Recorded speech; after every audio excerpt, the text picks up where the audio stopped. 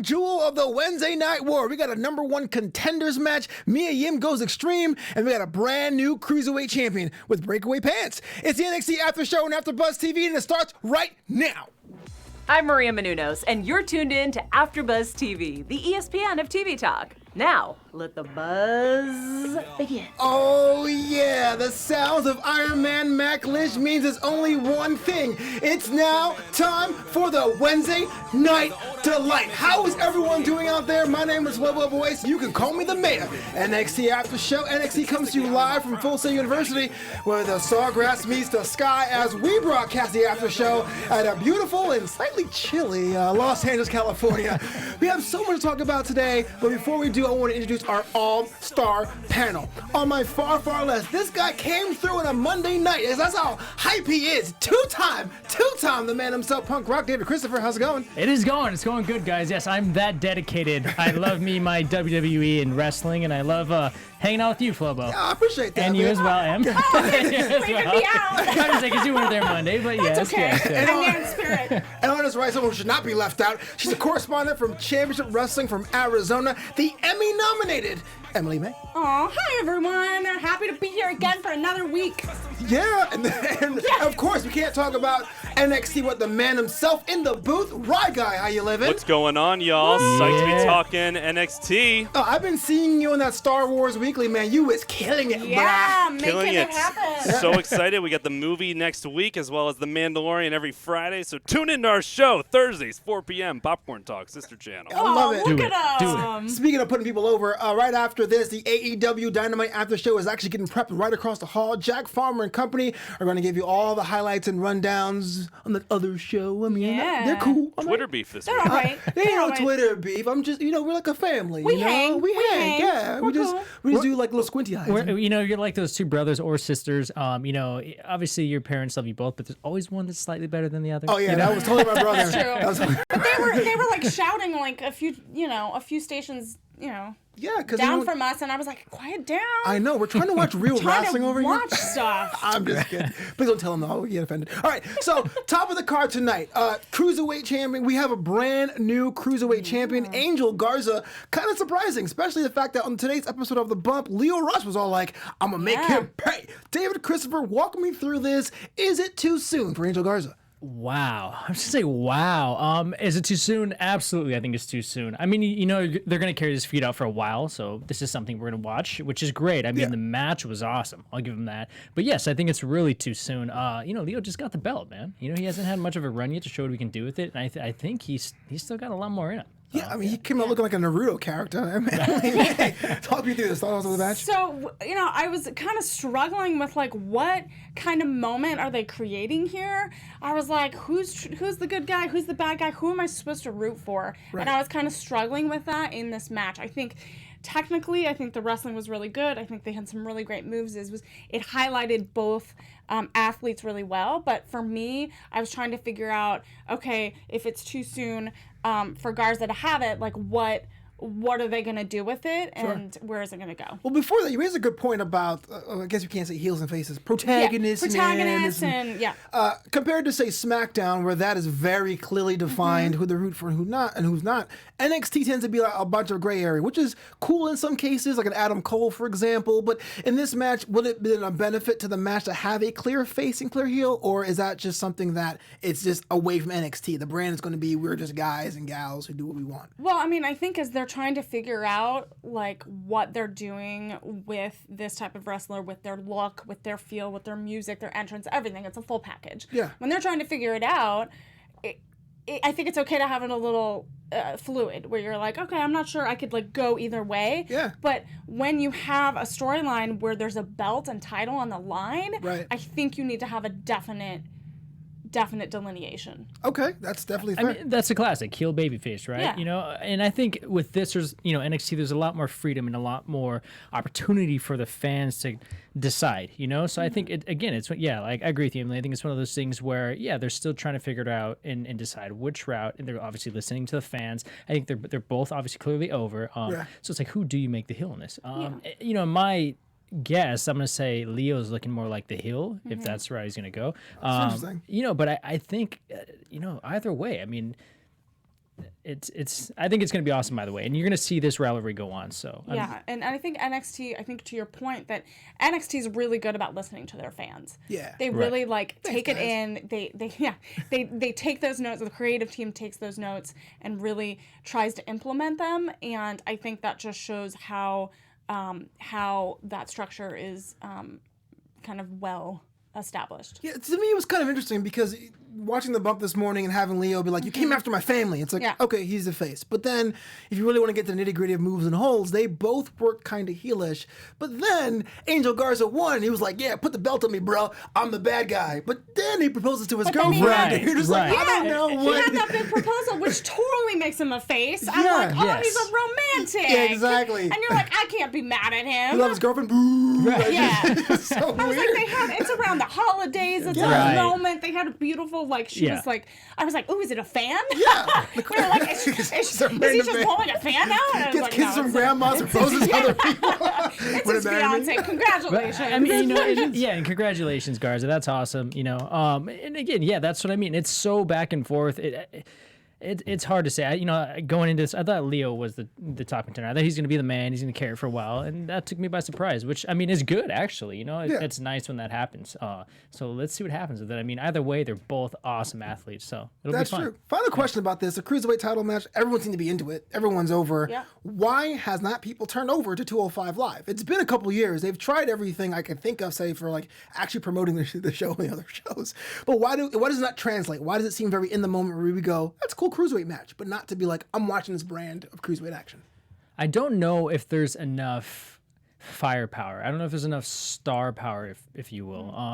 And the marketing too, it's kind of here and there. Here's a match. But same thing with NXT, that was kind of just flooded. It was just shoved at you. You know what I mean? And especially now. And then with so much going on with the SmackDown, the Raw, the NXT, is it kind of just drowning out the 205? Right. That's a good point. Yeah, is it? We've had many discussions about is it too much content to take in every week or every other week. Right, but we don't argue about that with Raw. Not to challenge you on that, but we don't oh man, I'm going to watch Monday nights. But we go, 205, yeah. And I think 205 has been that type of brand where they've kind of struggled to figure out how it fits into the WWE universe. Yeah. And so, I think NXT obviously has its set place, and I think with maybe that type of merge or that type of trying to figure out where those cruiserweight wrestlers will go. Well, here's something that they're going to struggle with. Here's a thought: has 205 become NXT when it first started? In what way? Go back to it just not being, obviously it's not an established brand per se yet. Right. You know what I mean? I don't think a lot of people know necessarily the talent on the roster.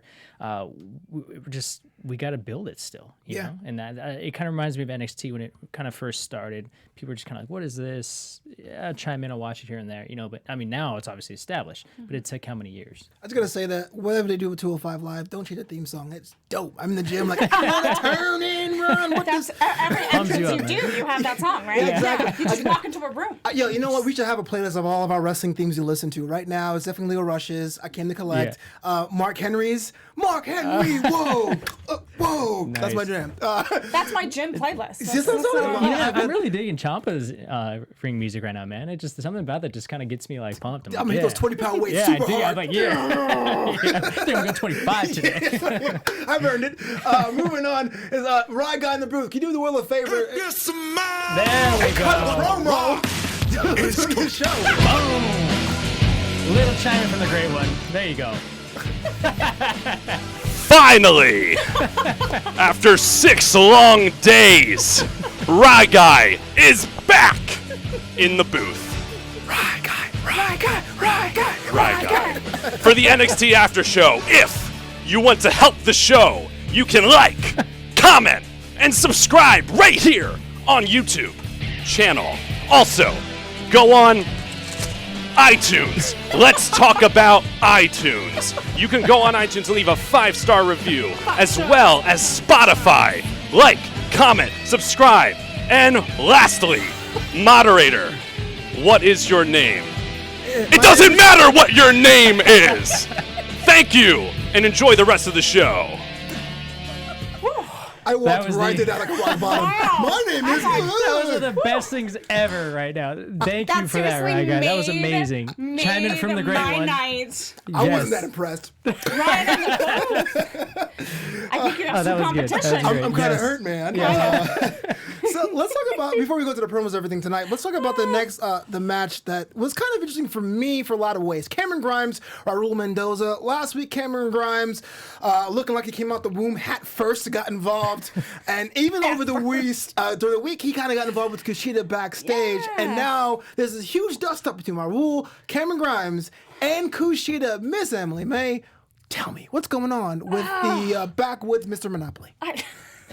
Barnum. He's my Barnum. I know he's your my Mr. Barnum. Monopoly. We all have our little cute little names for him. You know, I don't know. It was a very short and very sweet match. You know, Kushida went and at the end took the hat away. Yeah. And I was like, what is happening? The power's in the hat. The power It's is the redemption. power in the hat. I don't know. Yeah. I'm wondering what they're doing here, and if Cameron Grimes is gonna like go against Kushida again. Like, I don't know. I'm like trying to figure it out. I think I don't know. I felt like it might have been like a little throwaway where it was so short that I think they had a moment where like it connected, but I think it was so quick it didn't really translate over because they were building so much story and True. then it just like Absolutely true. Dave Christopher, I'm going to get your thoughts first before I... You know, here's the thing. I don't have a whole lot of thoughts on this one. Yeah, it just came and It went. was so I was- short. yeah, I It was- was so short. Came Yeah, and I was like, you know, again, I'm still trying to figure out Grimes. I'm like, Yeah. what is this guy? Like, what are we doing here? So I'm kind of in the same boat, you Yeah. know. Yeah. And then the thing that happened over the weekend, it was just okay. What's going on? Yeah, it definitely seems very, very peculiar to me.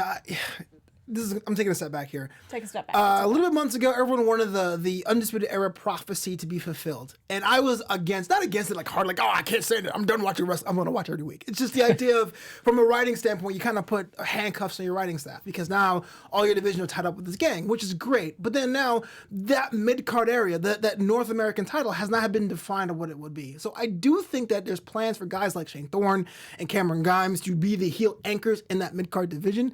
I am not sure if beating up Kushida, who just came back from injury, is the Yeah. ticket. That's what was weird to and me. he had like that amazing promo last week, right, with his daughter, and like Yeah. had this Yeah. beautiful moment where you're like, oh yeah, and then you have this like, and then you have like this. I wanted to bring this point up because Yeah. you did mention it. So seems to be this epidemic or pandemic of family-based storylines Yeah. happening in WWE with Rusev and Lana, of Maverick and Elias, Miz and Wyatt, Mysterio and Brock, and Matt Hardy. It seems to be piling on. But you're right. It's really quick storytelling to have this guy who's like, I'm a cool dad. Oh no, I'm being hurt. Help me Yeah. out. Is that to Cameron Grimes' benefit, or are we just going? He's still the guy in the hat. I mean, if they're trying to build him as this heel, like you said, in the mid-card division, then Kushida needs to have that big story with his family, fighting for everything that he can, in his body and soul to get to where he wants to beat everyone that he can. So yeah, it will help Cameron Grimes in the long run. But when you have these little like bite-sized mini moments, it doesn't necessarily help further the story as much. Yeah, I mean, Grimes is he has all the potential to be a good heel, Mm-hmm. which is also what we need in NXT, you know? But again, yeah, we need more build-up. We need, I think, more dominance from him. We need more of just a presence in that sense and more direction. I mean, I think we're looking in the right way to start, especially the whole family thing and all that. But there just needs to be a little more. Yeah, give it up for Harry, Mr. Frosty. I thought the match itself was quick, but you're absolutely right. Nothing to write home about. Moving on, we have Jackson Riker, who's supposed to be the big guy, the most intimidating guy in this group of Forgotten Sons, which, sidebar, I'm liking the new look. They're getting more and more away from the bikers and more being into the whole American veterans thing. Against Travis Banks, this definitely was a match set up for the Worlds Collide pay-per-view, happened the day before the Royal Rumble. I watch NXT UK fairly religiously. Travis Banks came out and I was like, huh? Thoughts about the match? Well, I would just say another reason why we are forgetting about the Forgotten Sons. I would say that, the match was okay. I'll give you that. It was okay. But again, it wasn't nothing to me that really stood out. Made me was like, oh yeah, the Forgotten Sons. Yeah. Okay. You know, Do you think this was like a reminder match of like, hey fans, look, we still have these We have all these this We have all talent. these great talent. That's the thing, man. Talk about, and I don't mean this in a bad way, but the embarrassment of riches, right? Yeah. That's on the WWE roster. So many. You got Worlds Collide. It's replacing a takeover. So you got the, not hot shot, but basically tell me why I should tune in the day before Royal Rumble. Yeah. But then you got the build up NXT UK. Last week you trotted out Cassius Ohno from that side, and he totally got destroyed. So Yeah. I get UK getting a win, but at the expense of a Forgotten Sons, I go, but okay, Yeah. what does But that it's really mean? Yeah, so what exactly? Like Travis Banks got this win, and they were saying that like, yeah, okay, he now recorded this victory. Yeah. But like, what does it really do for him and the like UK division? And can we say, are the Forgotten Sons just becoming like jobbers now? I mean, because it seems It like looks that way. No, it absolutely looks that way. You're not lying at all. Well, it felt like when they came out, I was like, they looked a little angry at each other, and I was like, are they what's happening? Yeah, exactly. If you don't win this match, there's no prize money. Yeah, like you're not, like I was like, don't go against each other. You have to look outward. yeah. I know it's kind of early to tell, but I just want your knee-jerk opinion. Besides the fact we're all AfterBuzz wrestling journalists, Worlds Collide is a pay-per-view concept. Are you on board? This is the second one in the series. I don't know yet, and that's again, that's kind of where I'm at right now. It's just like the same thing with this match. It's like I don't know if I'm interested yet, if I should be interested yet. You know? Yeah. I demand more. Yeah, I mean, not to sound like that, but Yeah, you know, the I mean, culture. now that more. you're giving us all this amazing content from all these brands, I'm like, you know, well, what do you guys got? I mean, I think true. I That's think true. with every new show and every new pay-per-view, I think you have an opportunity, or the athletes have an opportunity to showcase what they've got. And so I think they have to be very deliberate and be very specific in what they want to do and what they want to achieve. Right. And so if they're clear about that, then hopefully it's a good show. And I'm willing to, tune in and see. True. Split button and everything. Does it matter that the Forgotten Sons lost to a guy? Like, does it make them seem even worse? Or is it kind of like, because they've lost so many times in the past, it's kind of like, par for the course? Yeah, I think at this Is there point, a bottom for them? I think at Is there this a bottom? Is there a bottom for them? I Yeah. don't know. I mean, I think they can definitely go. There's always you can go lower, but they're on that way. Okay, fair enough. If you have stock in them now, please sell. Yeah. Buy out. Moving on, it's now time for Flobito's Boot Thing of the Week. Boo thing of the week. That's right. Today's edition of Boot Thing of the Week, I gotta give it to All right. Okay, sorry. Flobo, I gotta stop you there. I know. Wait, hold on. First of all, I got the promo of a Rye guy. I know. I'm sorry. And now, I got super kicked by Emily May. Out of nowhere. I'm gonna take my chair. Yeah. Where's your drop? Yo, hell yeah. Okay. What? I'm sorry, but I have to say, I have my own boo thing of the week. Well, you got your own Boot Thing of the Week. Yeah, I do. You know what? I'm gonna allow this. What? Are you allowing it? The after show's just been hijacked. They call me the mayor. Oh my god. Okay, I have to say my moment of the night was when Shayna Baszler came and did that promo. Okay. With that Ford Mustang. Oh, That was I pretty see. dope. That I'll was give dope. you that. And I was okay. like, ooh. All right. This is. It was a little hot and bothering. This is a Yeah. little hot. I was like, Yeah. It was great. It was I great. was like, okay. So Shayna Baszler, NXT champion, super dominating, is your Boot Thing of the Week. Yes. Yes. I would ride in the Mustang with her. Okay. I'm riding the Mustang just because the Mustang was fast. Yeah, I took over your segment. That's Emily May's Boot Thing of the Week. I had you to. were saying I was kidding. And the turn. it doesn't matter what my segment is. Wait, now I'm going to be the heel of NXT. Out of nowhere. Nah, you tell me. I don't know. I just sell Well, it. you can continue. Who's yours? I'm just out there. Who's yours? You can. If Flobo is out, he's out. Exactly. Well, my boozing was Kaden Carter, but forget about it. Now, moving on. Mia Yim takes on Dakota Kai in a match which pretty Yes. much was a button to this storyline from a couple weeks ago at NXT TakeOver because Mia Yim wasn't cleared to wrestle. So Dakota Kai knocked her out before the match, Yeah. and now Mia Yim's Yeah. revenge or not? David Christopher, walk me through this, the match and the aftermath. Mia Yim, Dakota Kai, the new Dakota Kai. I think, okay, it was good. I like how Dakota Kai came out. She was aggressive. She has something to prove. Now, she's in a position, she has a chip on her shoulder. You know, there's a lot of focus on her. She needs to make a statement. And she started off well. The match was okay. I'm glad that she took it. But again, like I say, we keep stomping on her a little bit. At the end of the match, she totally gets annihilated through that Absolutely. table. Yeah. You know, the match itself was awesome. It was great. The turnbuckle, perfect heel move. I get it. But Okay. But what is this? What happened? Help me out. Tell me. So I'm so like I love both of them. Yeah. Let me just throw it out there. I love both of them. I think it's a good matchup.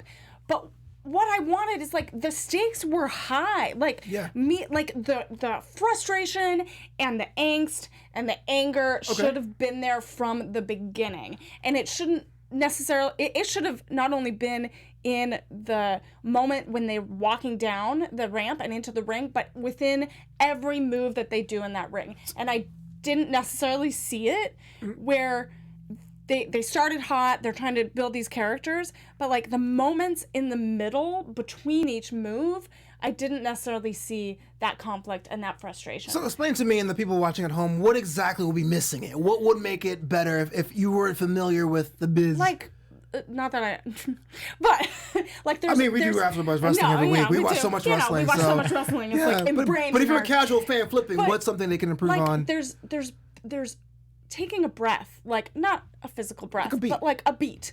Like you have your story beats, beginning, middle, and end. Taking a beat between the moment that you're gonna kick someone, or you're gonna like jump, or you're gonna like you have to like build. There's arcs within within the match that I feel like they were just like going at it, just like all. Right. So they didn't tell the story for you, is what you're saying. Yeah, but yes. I'm inclined to agree. It really felt like Dakota was trying to push the fact that she was evil now, and Mia was like, I'm the baddie now. Yeah, and it's like two trains hitting the little station there. Yeah, and that big spot at the end where Mia Yim takes Dakota Kai over the tech table. Yeah. Right? And on wheels. On wheels, which I thought was really cool. I was like, oh yeah, roll that in. Finally. Also, ironically, they just happen to take her out over there, and then hey. These props. Like I'm a little conflicted about whether that was like the right move for her, because she's taken most of the hit with that. No, I was saying Davis hit it on too. You guys are both right. Dakota Kai is a brand new heel. She's fresh. Brand new heel. She won her match by cheating. The finish wasn't as clean as I would like to be, but now the past 2 weeks, Dakota Kai has been destroyed after the fact. So I'm not really sure if I should be invested into this heel version of Dakota Kai, or is it going to be like a Forgotten Sons type deal where you're just a heel and you go, okay, that's right. Which sucks, because I mean, she could be a really awesome heel if they allowed her to be. You know, like they let her dominate. They don't just keep stomping on her. I mean, and we need that too, especially with the women. I mean, someone that's just going to be that aggressive heel, that chip on her shoulder with something to prove, that comes out every time, and just you watch, almost like those Ric Flair with the dirty moves and like the turnbuckle, and I want to see someone like that. That's know, fair. And like you said, like if Dakota Kai keeps getting like injured and messed up at the end of the match, post match, like it's not.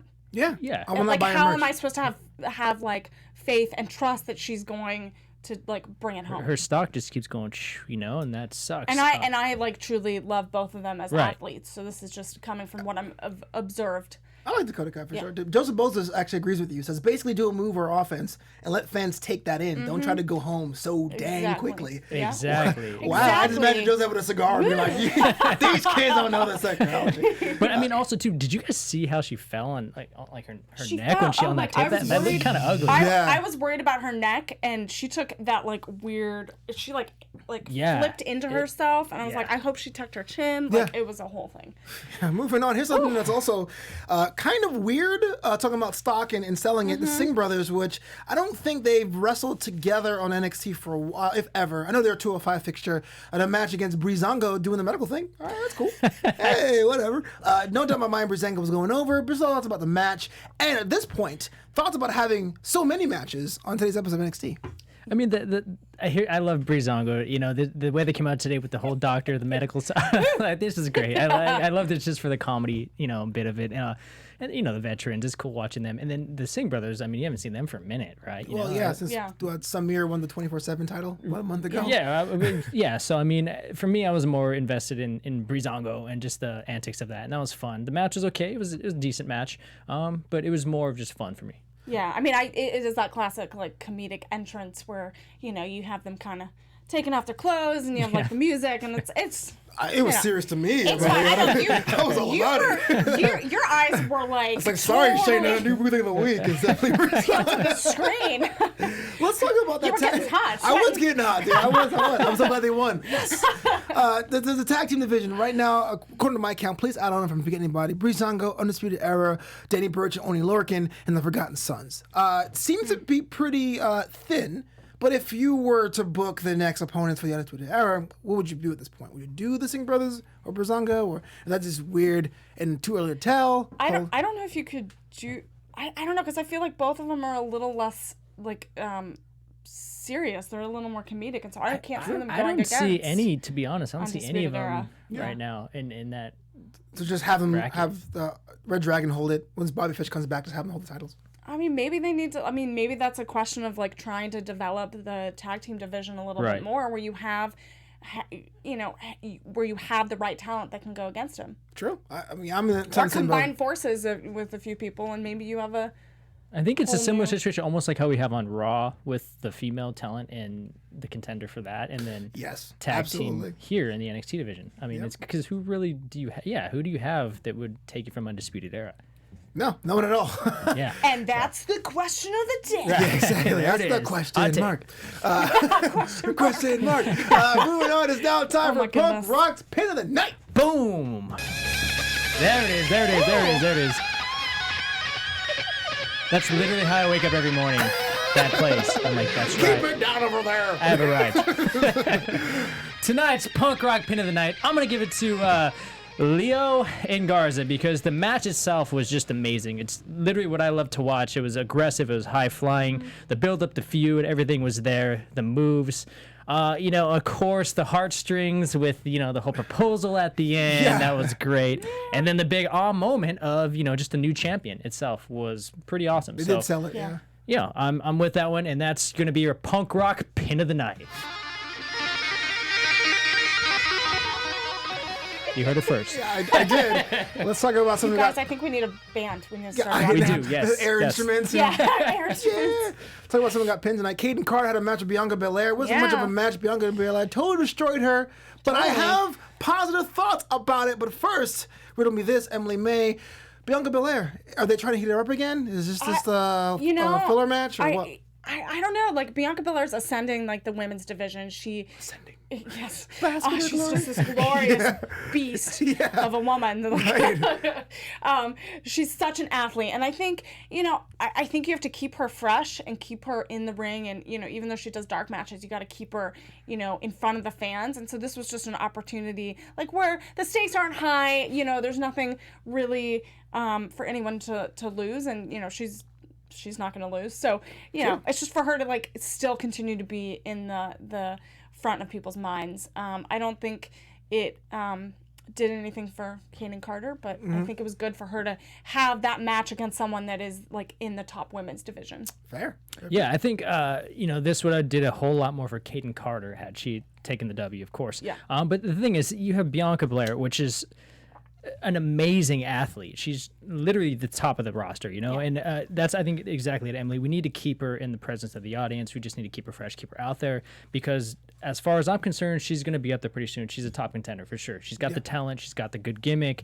She's over, and she's just a phenomenal athlete. Just incredible. It's just, it's just right. I think it's just timing. Let's just keep her out there, and then when that moment comes, then she's getting that. Yeah, I mean, push. I love watching her every time. I think she commands a presence, and so I don't mind having her in these small matches where I can just get to watch her do what she's really great at. Yeah, it definitely was a showcase for Bianca, but I there's something about Kaden Carter I do like. I think she has it. I saw her in the Mae Young Classic. Her win-loss record on camera has not been that good. I think she's tagging with Jessie Kamea on the house show circuit. I'm gonna put my hands on the wall here and think that 2020 may be Kaden Carter's breakout year. Maybe not now, maybe not January, but this time next year, I do think she'll be an Impact That's player. a big take. That's a big take. Nice. Hey, we also think about Garza. He's doing it. So that's my big take. Clip it out. Let me know. Hold to me. I call accountable. You heard it here I love first. the predictions. Yeah, exactly. And if I'm wrong, it was totally Jack Farmer's idea. No, he's a good guy. He'll get him in trouble. He's a good guy. All right, so our main event tonight, number one contenders match, Tommaso Ciampa, Keith Lee, and Finn Balor. The winner going against Adam Cole, baby. My pick to win Tommaso Ciampa did not go for. In fact, we got a little bit of a Balor action. Emily May. So I wanted, What's up? I know we talked all about our predictions, and I really wanted Keith Lee to take it home. In my heart, I wanted him to take it home, but I know that in reality, it was most likely going to be Balor. So did we actually have a split table today? We Yeah. actually I think we had a split table. Oh, That's awesome. We did. All We right. did. You guys were all healed. You heard it here. Nice. Yeah, so I just was really like, I was torn because I was like rooting for Keith Lee, but like I knew in the reality that I don't think it was his time, and I know. Where does he go now? In a don't title know. division? No, it's like a Bianca Belair thing where it's like we know he's gonna have his moment. We will. keep building him. And they're he's keeping awesome. Yeah. And I think they're gonna, like last week he had a really amazing moment, and I think they're gonna just keep building it. And I think 2020 is gonna be an even better year for Keith Lee. I will say that, you know what? I will piggyback off of you, Flo, and say that I think 2020 will be the year of KeithLee. Okay. Maybe later in the year. That's definitely a but possibility. I do see that. Clip that out. Yeah. He's wrong. Hold to it. We all need to get t-shirts then. Right. Oh, yeah. No, it's not gonna be wrong. It's gonna be absolutely right. So. Oh, wow. And he's confident, too. No, but I mean, I will say my boy Balor took it home. That's right. That's right. So there seems to be a little bit of dissension in the chat, but I'm going to cut you off here. Dylan Matthews said Finn had to win this. Boza said, did Finn really need to win this? I don't see Cole losing to anyone but Ciampa. Continue. Absolutely not. How does that make sense? Who said that? Boza said that. I'm just kidding, Boza. I love you, man. I love you. But no, I mean, and we had this discussion too with Jim. Finn does have to take it. He's the all-star. He's the one in that division that's going to carry the division. He's a face. Yeah. And it's time to just get Adam Cole out of there. You know what I mean? If anything, let's build a feud with Ciampa or Lee. You know, I mean, it's going to go back and forth a little bit with Adam Cole because he's not going to just walk away, if he loses. But let's change it up because, like I said before, Adam Cole's good, but he's not great, baby. So Balor earlier in the night in his promo, he said, "Future will be my past." He's been saying this is coming back. Yep. So he's been saying that. It's been going around, and so He's literally telling he's you. Emily. literally telling you he's gonna win. Yeah. So I don't know, but I love Finn Balor. I love Keith Lee, but I also want to see Ciampa, and I think all three need to have their moment, and I think they'll get it. Right. But again, it's going against Adam Cole, so you're like, who's the best person to do that, and who can take the belt? Well, let's get Adam Cole out of the picture now, and we have Keith Lee who's on a rise. With Ciampa, who he never really lost the title, and I mean tonight's match was hard because I literally liked them all. It was like a battle of the faces, basically. It's like who do you choose? In that kind of situation. My boy Balor. And they're also incredibly talented. Exactly, and the storytelling in that match was also great. You had that dominant power of Keith Lee. You just saw, it was like the Hulk in that match. Just chops and just He's dominating. knocking people over, Yeah, throwing people out. Yeah, and then you just had the guts and the courageous toughness of Ciampa, and then you had the venture and the smarts and those awesome maneuvers from Balor, which was really cool. You know what I mean? So it was, Balor goes over. Does it matter that Keith took the pinfall? Does that hurt him at all? no, not against I Balor. don't think so. Does it make it feel queasy? I don't think so. that he took the Not loser? against I mean, Balor. it makes my heart hurt. That's what I'm but I saying. think, Does it sit right with you as a fan? I mean, I think you are going to have your losses, and you just have to take them, and it's just going to make him stronger coming back. That's totally fair. We'll probably roll into predictions. We have about 3 minutes left. Next week is one of the biggest NXTs of the year. It's TakeOver Light, which seems to be the common trend with this brand. Double main event, the men's title, Adam Cole, Finn Balor, and the women's title match, Shayna Baszler, Rhea Ripley. First of all, who do you got in which match will steal the show? I mean, I'm going to say I really enjoyed Ripley's promo today. Yeah. I think it was pretty damn awesome. I'm so stoked for that girl. Like we've been saying, she's the one. She's on the rise. I really hope that she takes it. I really do. I'm backing her, and I'm going to say she is going to take it, and I really hope that she does. So the title will change. I hope. I hope. I did. Only really, predictions of the show. You gotta say it. There have been a lot of more sentimental promos. With Rhea Ripley's like pictures of her as a young girl. Training at 19, getting that call. I think it relates to a lot of people. Talking about struggling as an artist or anyone in any type of field that they love, and trying to really make it and just make an impact on someone and do something that you truly love is really hard to do. Yeah. And the fact that she's there living it at 23 years old is a testament to her hard work and her talent. I'm getting choked up. I know. But Are you okay? Something in my allow eye. Something in my eye. And I think I don't know if she would take it. I would love to see her take it. Yeah. I think we'll see. Yeah. But I think the women's match might. I'm gonna say it might be the highlight of next week. Oh, absolutely. I mean, the fact that the promos themselves sell it. You know The what I'm promos, saying? totally. Like the packages that they're putting out are touching fans and leading up to next week. David, I gotta ask you the old question that we say all the time here on NXT After Show. Shayna Baszler goes in next week. She loses the title. Do you keep her around for a rematch? Do you move her to another brand? Do you take her off TV? We're going to keep her around. This feud, you have to. again, Shayna's not going to just go away. have to. You know, she's too dominant of a force. She's too much credibility. Mm-hmm. She's the star, you know? So, yeah, you're going to build this feud at least another 1 or 2 times, and then we'll go from there. But I think regardless, even if Shayna ends up taking it, Ripley's coming back, and she's gonna beat her eventually. If it's not this time, it's going to happen eventually. So. Yeah, and she's one of the strongest heels right now, so you need her there to carry the story in the division. I agree. In our men's title match, Balor, Baby, Adam Cole, what's going on?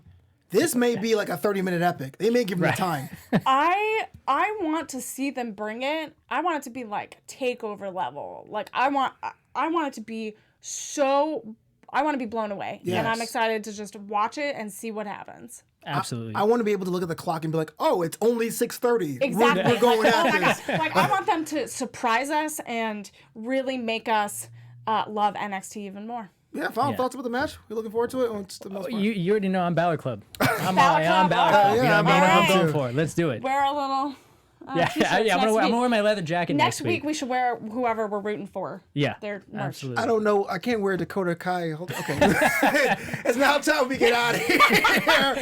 David Christopher, where can the world find you online, man? Yeah, you guys can find me on Instagram at David_Christopher_official or Fit TV Network, or of course every week, every Wednesday here on AfterBuzz TV with these lovely folks. Emily May, where the world find you? All right, you can find me on Twitter and Instagram at Emily May Heller. Yo, I want to give a shout out to chat. Dylan Matthews, Aussie, oi, oi, oi. Yeah. Joseph Boza, thank you for all your stats and what you do every week. Get up for Everett Clark. I love your commentary in the chat. And Charlene, I know Jack Farmer loves wearing his dress up clothes just for you. So just go to AEW after show after this and say, what's up, Jackie Poo? It's your boy Flo Vito. Catch me on Twitter at Flobo Boyce. I'm on Twitch at twitch.tv/Flobo Boyce. On Instagram at Flobito, and support the homie by buying a t-shirt at flobito.threadless.com. But until next time, buzz you later. Good night. Our founder, Keven Undergaro, and me, Maria Menounos, would like to thank you for tuning in to AfterBuzz TV. Remember, we're not just the first, we're the biggest in the world, and we're the only destination for all your favorite TV shows. Whatever you crave, we've got it. So go to AfterBuzzTV.com and check out our lineup. Buzz you later. The views expressed herein are those of the hosts only and do not necessarily reflect the views of AfterBuzz TV or its owners or principals.